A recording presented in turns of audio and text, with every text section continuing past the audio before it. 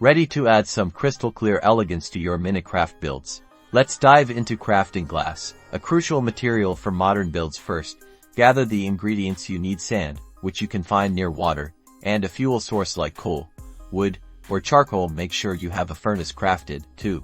Collecting sand is quite easy. You can break sand blocks with any tool or even your bare hand. The next step is to load up your furnace. Open the furnace menu, place your sand in the top slot and your fuel, such as coal, in the bottom fuel slot. Once the furnace is supplied the necessary ingredients and has heat, you'll see the furnace in action burning your fuel. The process of smelting the sand into glass will begin. Wait until the progress bar fills up. The sand is being smelted into glass.